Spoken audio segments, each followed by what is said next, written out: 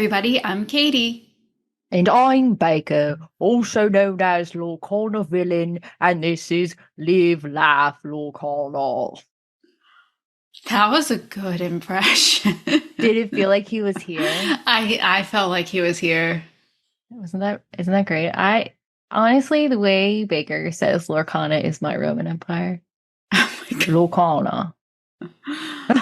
I was gonna say you should do a different CC imitation every week on the show, but I don't know if you can top No, that one. that could become offensive very quickly, I think, because I'm bad at accents.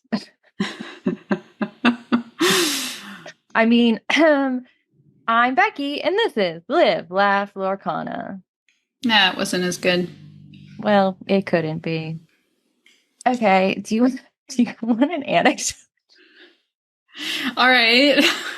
No, you don't. Never mind. I won't. I do. No, I want an anecdote. Okay. I can't guarantee I won't cut it. It was weird. You will last cut week. it. That's why I wasn't going to. So, Katie, we had a big Lorcana week. I think we all did. There was Huge. Chicago. There was Lorecast. There were so many things. Oh, I do have an anecdote. Okay, go ahead. Do you remember our last episode where I talked about promoting our podcast to a stranger and it came off really poorly? You like podcast? You like podcast? So he was at League this past week when we went, and Katie was teamed up with him and decided to double down. Do you want to talk about No, I was just like, hi, I'm Katie. I think you met my sister last week. She said she was really awkward. And what did he say? He said, what? He said, I don't know if I met your sister. And then he saw the Live Laugh Lorcana sticker on my deck box. And then he's like, unless that was your podcast, in which case I did play your sister last week, but I don't remember it being awkward, is what he said. Oh, excellent. A win for me. And I said, well, she said it was awkward on our podcast. Not it, me. He was fine. Oh, goodness. Anyway, doesn't matter. Yes, let's talk about Lorcana, Katie. Yeah, let's talk about Lorcana. We had a huge Lorcana week. Do we start at Chicago? Sure. Chicago! We went to the Disney Lorcana Challenge Chicago.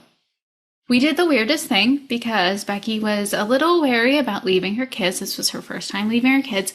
So we left Pittsburgh very, very early Saturday morning and arrived in Chicago at 6:40 a.m. And then we left Chicago at 9 o'clock that night. Yes. We had a whirlwind day in Chicago. We were up for 22 hours. Woo! It went way better than I thought it would in terms of traveling for that long. I thought we did quite well. Yes. And the Disney Lorcana Challenge was so fun. It exceeded my wildest expectations. Yeah, I had a really amazing time. Katie was in the main challenge event and I was an attendee. You may have heard me talk about my experience a little bit on Lorecast. If you saw me there, I was there. Whoop whoop. Yay! I was nervous. You could tell because I said fun 5 times. You were nervous. I could tell because I know you. I'm sure most people couldn't tell for like the first like 15 seconds, and then it like switched off, and then you were just like perfect. Aw, thanks. That's very kind of you. Rebecca's just easy to talk to, let's be honest. She is. I thought it was funny because she was like asking if this was your first TCG. I'm like, girl, you know. She's just so good at playing the role, you know. Exactly. But I had a great time. I went to a game of Sealed, which was a ton of fun. I'm actually extremely good at Sealed. You've heard it here first. I'm not experienced in Sealed, but I killed it, guys. Like, I played so well. I won my first 4 games because I'm so good at Sealed. And I was able to get enough tickets to get the Cinderella Stout-Hearted promo. All in all, fantastically productive for those few hours. Nice. Meanwhile, I was playing in the main challenge. I only played 6 rounds because of our flight. It's so funny. I think they said 89% of people played in the challenge until the end because they started to give out prize wall tickets for people competing in the main challenge. So like 89% like stayed till the end, and I screwed up those numbers by dropping. I feel a little bit bad. But yeah, we had a flight. So after six rounds, I dropped to say goodbye to people because we got to hang out with so many cool people this weekend. Yes, that was probably my favorite part. I got to meet tons of new people. I got to finally talk in person to so many people that I have only talked to on the internet. Ton of fun. Really enjoyed it. My second round opponent was Jen from Questlore, which was really exciting. Yeah, I met Jen and Matt at some point during the day. They're awesome. It was just so fun seeing people that we had only interacted with online. For sure. We're just going to be ping ponging topics because I mentioned the tickets for the main challenge, and I just like have to say how exciting that is because it's like you could get like 6, 14, or 20 tickets for getting points in the main challenge. So I feel like that completely shifts the mindset because from then on, anytime I was going 1-1 in the 2-game format, I wasn't saying like, oh, I drew. I was saying I got 3 points because the points were getting you tickets. It's awesome. Like, it's just such a win. And if you got the 30 points, the 20 tickets was enough for a non-foil princess promo. So this was just the best change ever. I have to think they're going to keep doing it because it was amazing. Yeah, absolutely. I thought that was such a fun addition. Really, really cool. Really emphasizes, like you were saying, the 2-game format. It's all about the points. Yeah, and we actually saw that come out in like a huge example that the points are so important because do you want to tell the story? No, You don't I know don't the know what the story. story is. You can do it. Yeah, so the top 16 for Chicago got invites, but one of those people already had an invite. So that invite then trickles down who is ever 17th, which is determined by the number of points. That final standing is determined by number of points. So because Zach played, and he actually said this in his interview that he kept playing to get more points because he knew how important it was to go first in the final bracket. Because he kept playing and because he got those points, he got the trickle down invite. Yay, Zach Bivens. I met Zach Bivens. Did you meet Zach Bivens? I did not. Okay, well, I met him. He thought I was you. Don't feel bad, Zach. Everyone does that. We were mixed up a lot this weekend. Yeah, which is totally fair because we basically look the same and we were wearing the same shirts, which it's funny because I bought the shirt and I was like, oh, I don't love how this fits on me. I think I want to size down. So I gave it to Katie and I wore it to the challenge and Katie also wore it to the challenge. So we looked the same. I thought that's why you gave it to me, is so we could be matchy matchy. I loved it. I thought we looked very cute. Is that not something adults do? Our brand is matching. Maybe it shouldn't be like a regular thing we do, but it was very cute. Fair. Fair. Mm-hmm. Did you have more to say about Zach Bivens? Just checking. Oh, yeah. Oh, no, he's just like the nicest guy. He's so easy to root for. I love him. Everybody loves him. And that's it. The people's champ. He was on stream. He had a great game on his Amber Steel deck. He did. Oh, he's the best. There was so much cute Disney stuff there. Like, It really was. Disney clothing. There were cosplays. There were people in costumes. There was cute bags, cute hats, cute ears, cute jewelry, cute accessories. There was lots of cool Disney stuff too. It was so exciting. Yeah, it's really fun to see that kind of vibe. It's like the kind of vibe you get when you're in Disney World and everyone's like totally committed to, just going for it. And it's funny because when you're in Disney World, you're like, oh my gosh, I need more ears. We can all wear ears. But then when you're home, you're like, I can't really wear these out in public. I mean, you can, but like you generally not as much. But it was just like a great atmosphere where I was once again convinced that I need more ears. Like totally. Like seriously, I like came home. The first thing I did was like start like on the Disney Store website and start like looking at stuff. I need to do that because I need more Disney shirts. But yeah, like last week I had said that I had always hoped Lorcana would be the Run Disney of TCGs, and it just hadn't been that. But I can't even, like, honestly, after going to Chicago, I can't say this anymore because it was just so exciting. Like, there was so much Disney love. Like, everyone was so excited and friendly and having such a good time together and playing this game together. And it was amazing. Yeah, it's really amazing to see that kind of atmosphere, and we're all just like kind of geeking out over something we all love. And it's beautiful, and we love to see it. I also thought it was cute that they did like little Disney touches, like the signage, like they had the welcome sign, but then also the thanks for questing with us sign, which just reminds you of like the see you real soon sign when you leave. Like, Yeah, absolutely. Was there anything you didn't like that you think could be improved on?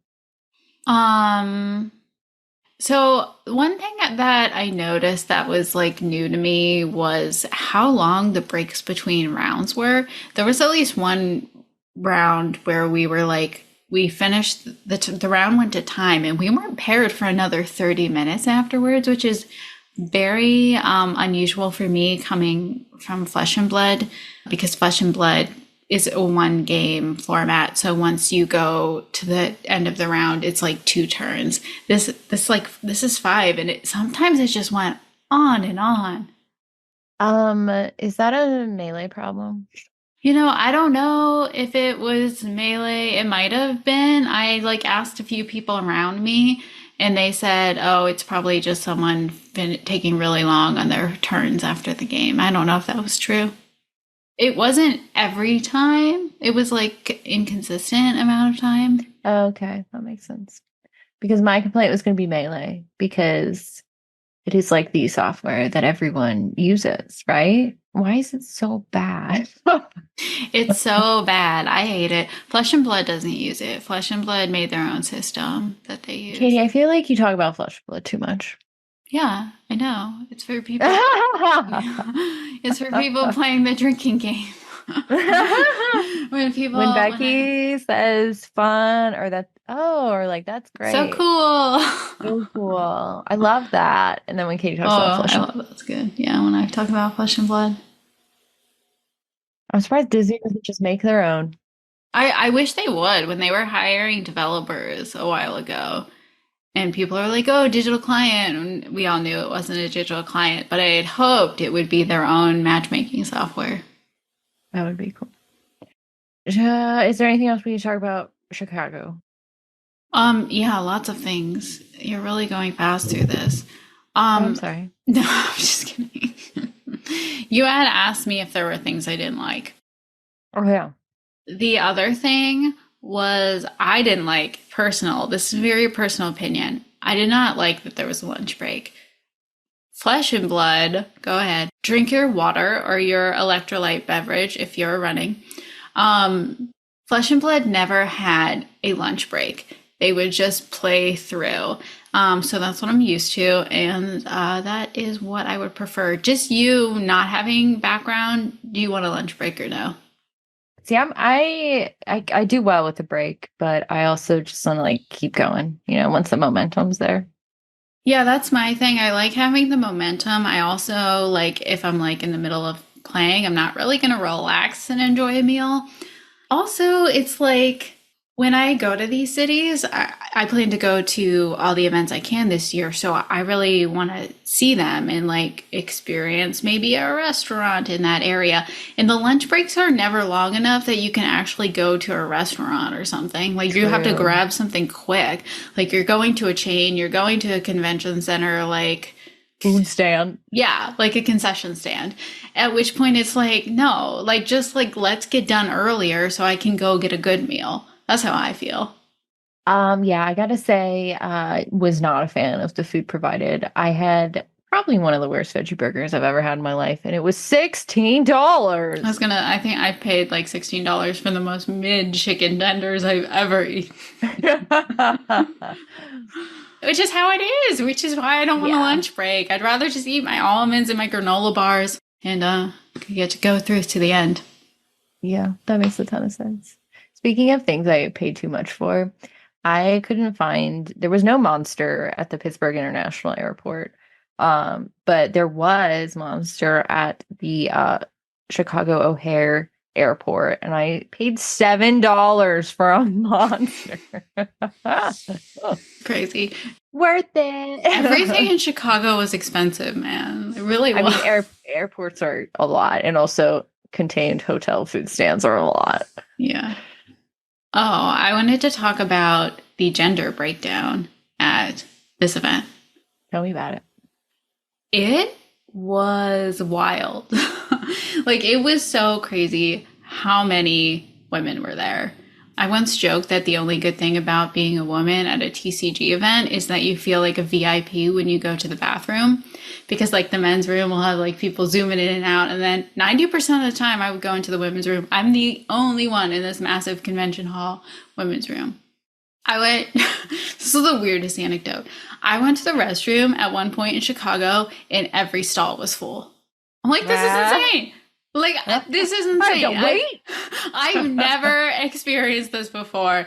And then it's like, I go to wash my hands in the sink and I just like look down the line and like everyone's just like all these women in like cute Disney shirts and their lounge flies and like their pins. And I'm just like, oh my God, like this is so stupid. But this was one of my, like, this was like right after the player meeting. And I'm like, this is one of my greatest Lorcana moments. It's so stupid, but like it's just so different from every TCG event that I've been to before. This was like my big Lorcana really is different moment. I love that. That makes me really happy. Yeah, I saw a ton of women as well. It was awesome. Loved it. But as we've discussed before, still having trouble topping tourneys. Yeah, for sure. In the main event, I only played one woman in my 6 rounds. Yeah. Oh, I did super mid in the tournament, if anyone was wondering. They weren't. I bet we were.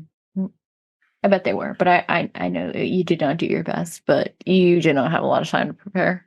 Yeah, I think I got 17 points total. It's like 2, 1, 3. Yeah. In my 6 rounds. Not bad. It's not bad. I was playing my set 3 deck basically, so I'm getting all the set 4 this week. I just opened a bunch of stuff and ordered a bunch of stuff, so. Fort Worth! Are you in the main challenge at Fort Worth? I am, yes. Nice. Is your husband as well?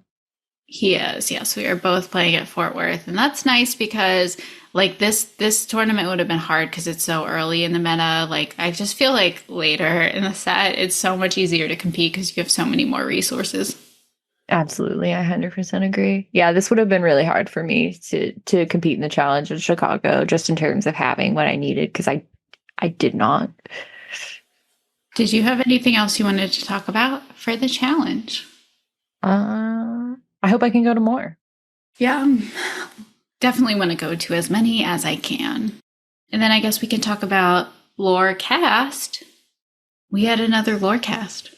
We did have another Lorecast. Very exciting. I got together with friends of the show, Jake from 40 Born and Katie from the Lore Keepers Inn. And we hung out on Instagram Live, and it was silly. If you're into that. If you want like hard-hitting analysis, probably wasn't like the best place for you to go.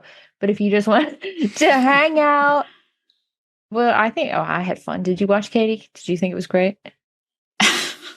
Well, this is awkward. Go home. So I was working during it. And outside of my half-hour meeting, I was listening to you guys, and I haven't gone back to listen to the part that I missed towards the end. Did I do good? You did great. I mean, I always want to hang out with you, Katie and Jake. Like that is always like my dream. So honestly, though, it was an interesting Lorecast compared to the last one. It started like 35 minutes late, so we were just like filling time. And then the news portion of the Lorecast was like about half an hour. Jake had to go. His wife was getting an ultrasound, and then Katie was also like on her lunch break, so she had to go back to work. So Yeah, I think the first Lorecast set the bar really high on like the amount of news you should expect from a Lorecast because we got like 2 game format, we got all the Disney Lorcana challenges, promos, info, dates. Like we just got so much in the first Lorecast. So I think everyone was like had built this up into something that you know how we get. yeah, honestly, the community gets like a kernel of something might happen, and they're like, everything's going to happen, all of it. And then they're like, all of it didn't happen. It's just important to, kind of set realistic expectations. Yeah, they can't like, announce a competitive circuit and a new game format like every forecast. This just can't happen. That's true. Honestly, it's true. But we did get some exciting news. Set 5, which is called Shimmering Shimmering Skies. skies. Was that in unison? Absolutely not. It looks really cute, really fun. Kind of, I like it that it's more lighthearted. Ursula's return was kind of kind of intense. So this one looked really cute and like carnival-y, and I'm really excited to Food see fight. more. It's adorable. It is adorable. And the cards they revealed, so cute. Looks like we're getting a ton of Wreck-It Ralph, which is great. We all wanted that. You know how much I've been waiting for Wreck-It Ralph. I know. It's pretty exciting. I liked seeing all the little racers that were revealed after too. Super cute. Mm-hmm. And we got a new classification, racer. Yes. I'm really excited to build a racer deck. So cute. It's gonna be great. Yeah, we're saying cute a lot, but honestly, it is cute and cool, but also cute. Disney stuff is very cute. It's hard to use other adjectives. Cute's not a bad thing. Everybody loves cute stuff. Do you want to do some listener questions? Yes, let's do some listener questions. Rob Garrett says, okay, I gotta know, what's your favorite place to eat when going to conventions? Do you have a preferred safe food chain restaurant? Do you get local recommendations, or you just stay as close as possible to the hotel? You answer first. Sure. So when I go to conventions or specifically to these gaming tournaments, I'm used to not having a lunch break. So for breakfast, I usually find a nice hotel nearby that has a breakfast, and I get a big omelet and a big side of potatoes and toast. And that is like a really big breakfast that will keep me going until dinner as long as I get snacks. So that's what I do because I'm used to not having a lunch break. And then for dinner, I'll usually try to go find a local spot. Nice. Mine is not going to be a good answer. I have a lot of trouble eating when I'm nervous, and I tend to gravitate towards not even safe like restaurants, but safe foods. I keep things kind of bland and unexciting, and just eat what I can, which is not good. Don't do what I do. Take care of yourself. But I'm not very good about eating when I'm traveling. I'm just a person who doesn't function without square meals, so I plan ahead. That makes sense. Rebecca, the Laurencana Illuminary says, ooh, speaking of food, have you each shared your favorite Disney treats before? I want to know what you can't miss Disney park snacks. Actually, this leads into my answer because I am not much of a snacker. Like, I just don't really snack during the day, so I don't have a lot of good answers, but my favorite snack in general is French fries. So my favorite snack in Disney World is you go to the fish and chip shop in the UK in Epcot, and you get a side of chips and a hard lager, and you sit and watch the fireworks, and that's the best snack in Disney World. Oh, that's a really good answer. See, I love a snack. I love a snack. My favorite though is maybe just because I'm often in Disney World when it's like hot and stuff, but a frozen lemonade, like vastly underrated. Just a delightful treat on a hot day. I'm a huge like frozen drink fan, and it's just fun. Also, this is not really a snack, but it is something that existed in Disney World a long time ago, and I still think about it pretty regularly. at the 50s Primetime Cafe in Hollywood Studios. They used to have a peanut butter and jelly milkshake, which was insanely good. And I still think about it, but it doesn't exist anymore. It's still there. I tried to get it. Is it? I tried to get it. I tried to go into the bar next door and ask for it because some people say that works, but it didn't work. They wouldn't let me get it. Oh, that's fair. Do they really still have it? Last time I was there, they did not. The restaurant has it, yeah. Oh, it wasn't on the menu. One snack I hear about all the time on TikTok is the cheeseburger spring rolls. Magic Kingdom has cheeseburger spring rolls and pepperoni spring rolls, and I had them, and they were fine. They were even good, but the level of hype they got on TikTok was disproportionate to their quality. That's pretty fair. I can see that for sure. I mean, best snacking, of course, is going to be Epcot if you like things other than, your average park fare, your pretzels, your Mickey ice creams, your churros, which I'm not a huge fan of any of those. Mm-hmm. Could take or leave them. So my favorite are the French fries, but they're exceptional French fries in the UK in Epcot. I believe that. I also love French fries. One of my favorite foods. Also nachos. Anything really I can put cheese on is a good time. Mm-hmm.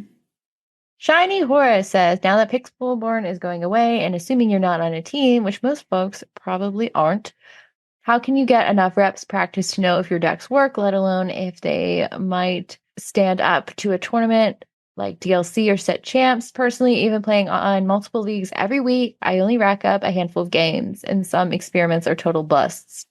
Whereas on Pixelborn, you immediately adjust and try again. In person, you might have to wait several days. Good points. Katie? Yeah, so we haven't talked about this on the pod, but Pixelborn is going away.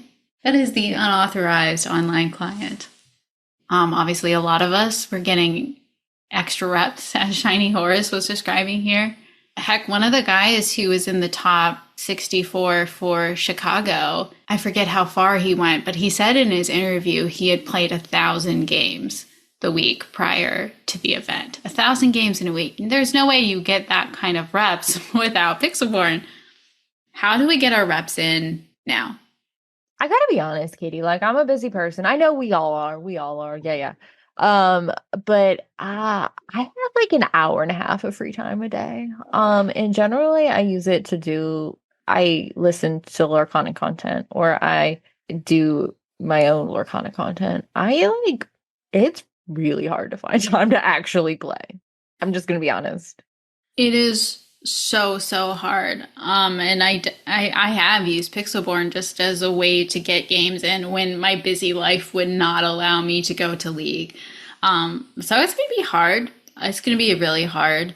I know one thing that helps me is watching coverage of really high level games. So it's really nice having like these DLC events to watch now, because like this week, every day at breakfast, I've actually sat down and watched a game from Chicago. That's a really nice idea. Yeah. In terms of reps, though, have we got something to advertise to you? It is called the Real Play Network, brought to you by everyone's favorite Jaunty and B Squared 24.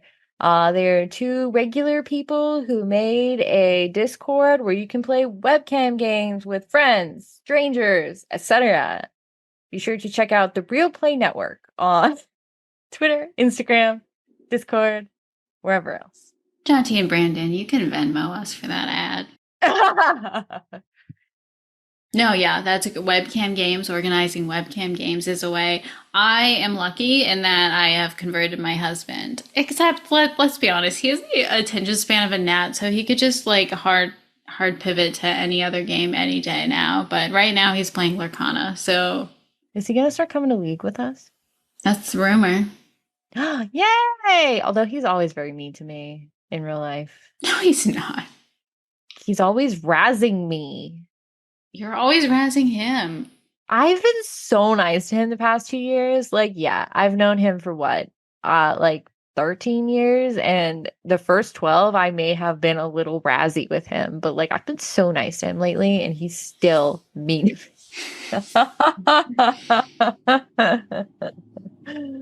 Yeah, I would highly recommend if you have a partner who has any interest in games or even a best friend, a roommate, your mom, dad, cousins, whoever, just get them to play so they and build them decks so they can play against you. Because that's what I'm doing with my husband. Nice. And friends. I was gonna have you and Caitlin and Jen. Oh, right. I don't really have friends. I just listed some of your friends who I'm inviting to come play I know. Yeah, you're right. I have some friends. and go to league, but like I'm not gonna lie and say that's easy because it's not. None of the things we just said are easy. The thing that's easiest for me is watching coverage. That is one thing that I will definitely do more of. At some level, I don't know if it matters how many reps you get in, especially if you net deck. I think it's more about understanding those decks, so getting quality reps, getting quality like watch time, and really understanding those lines and thinking them through. Yeah. I really like a video where somebody explains a deck and then explains to me how the deck works. That's probably how I learn the best. Yeah, that's really good. Fun stuff. So, another exciting piece of news is that Love to Lore launched. Becky, do you want to talk about Love to Lore? I would love to talk about Love to Lore. So Love to Lore, I'm not saying it was my idea because it wasn't, but I was the one who created a Discord kind of with the half-baked idea that because minority gender people have a harder time finding competitive teams, that it would be fun to create like a minority gender space where we could like practice and work on our Lorcana card development stuff. Um, so I knew a few people who were interested in that kind of thing. So I kind of like sent out some feelers, was like, hey, do you want to like come talk about it? And then, God, Katie, women are amazing. You give them 7 hours in an empty Discord, and suddenly it becomes like a community where it's not just, talking about, Lorcana play, which it is. We have a space where we're kind of developing a competitive team. We have general just hangout, kind of a watering hole where we can kind of all be together and talk and support each other. And then there's also like places for content creation where we can do collaborations and talk and all of these things. And I just created the blank canvas and everyone was so enthusiastic and they just ran with it. And it's become this really, really cool thing. It did. It took off so quickly. There was all of a sudden, there was a name, there was a logo, there was a mission statement, there was like channels. Like, I think it just shows how like thirsty people were for this space because they just clung to this idea immediately and were like, what can I do? How can we make this happen? Everyone was so passionate. And people were, have been hanging out there during the Chicago challenge. People were talking throughout the entire challenge, watching the coverage. Yes, and it's really beautiful, especially because there's kind of like a place for everybody.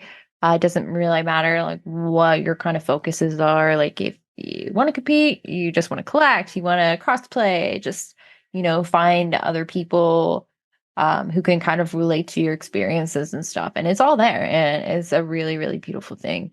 And a lot of people, Katie, have been like, "Why does this need to be a thing?" Which is something we touched on with our interview with Elaine for the Rainbow Pitch League of Flesh and Blood.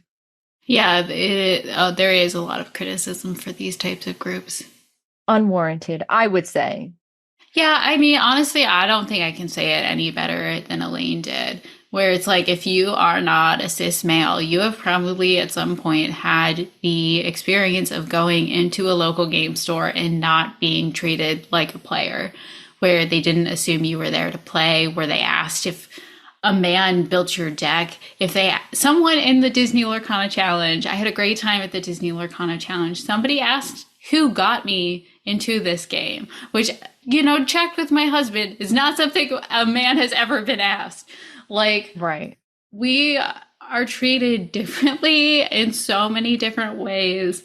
And if you haven't had that experience, it is not your place to decide if this type of space is needed. We have had that experience and we're telling you this type of space is needed. 100%. Absolutely. I totally agree. And like again, like it's a lot of little stuff and there's like more overt things and stuff. Like even this particular instance got a lot of backlash, but somebody pointing out that a lot of women were being featured in featured matches during Chicago. They called it an agenda. An agenda that the featured matches are reflecting the the actual state of gender discrepancy in the game because it is a ton of women. But also like the thing is if it's just guys, nobody notices. Nobody notices if the team is all men. Nobody notices if the streaming cast is all men. Nobody notices if whatever. But if there's women there, it's like an anomaly. And like, I don't know about this. This is just, a diversity thing. And it's You could have a casting team of 5 men and no one would blink an eye. If you had a casting team with 2 women, people would be like, really? You had to force 2 women in there? Like 100%. Honestly, it's hard. And that's like a lot of what we try to do here. And we actually got really good feedback from somebody who came to our league and was like, yeah, you guys have like showed me kind of how to think, kind of differently than how I was. And people don't always agree with us, and that's fine. That is your prerogative. But I do think that this kind of thing is just so important. Normalize seeing women. But yes, the point is Love to Lore is open. And if you want to join the server, you definitely should. Quick note though, it is only for people of marginalized genders, and there is a vetting process. So, Katie, tell us about our featured creator.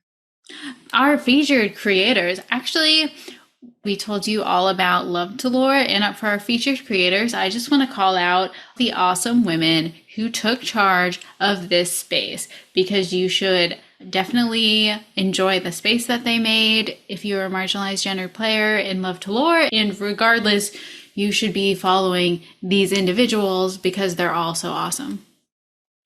First, Caroline, also known as Lorcanna. She is awesome. She completely stepped up. She's been like the main admin in the Love to Lore Discord. She's also doing trivia with the IllumineerCass now and running their Discord. And she's just like an all around awesome person. Go follow her. Next up, we have Lauren_Kana. Lauren is incredible. She is an amazing, amazing player. She really, really knows her stuff. She is stepped up to be our team manager. So she's putting together our competitive team. She's also been so helpful in all other arenas in terms of social media and stuff. And she is happy to answer questions for players who have them. It's great stuff. I'm going to talk about Sarah, also known as lorcanalibrarian on social media. Sarah has really stepped it up in terms of PR. She has a background in PR, so she's worked a lot on the launch plan for Love to Lore. She's been working on those social media accounts for that. I hung out with Sarah in Chicago. She is so cool, and she just did a react with B Squared. Like, Sarah's awesome. Go follow her. IllumineerCass. We just call her Cass, but she is awesome. She has totally stepped up doing social media stuff. She is a really, really great person to talk to about the more casual side of Lorcana. She's very passionate about League and her fun decks. She made me the most beautiful Lorcana themed bracelet, which she's been making a ton of, and it's just like such a fun part of the community. She was most recently on the Lore Keepers Inn. So huge thanks to all those ladies for building this amazing Discord space and also just for being awesome on socials. Yes, cannot say enough good things about them. Be sure to check them out on Instagram, Twitter, YouTube, everywhere else they are. They're everywhere. It's great. You'll find them. If you look for them, you'll find them. Also, I'll put a bunch of their handles in the show notes as always. Nice. Thanks so much for listening to our show. Be sure to check us out on Twitter, Instagram, YouTube. It's this, but on YouTube. Subscribe where you get your podcast. Check out our Discord. It's a super great, nice place to be, hang out, talk about stuff. You need support, we got your back. Until next time, remember to live, laugh, and lore.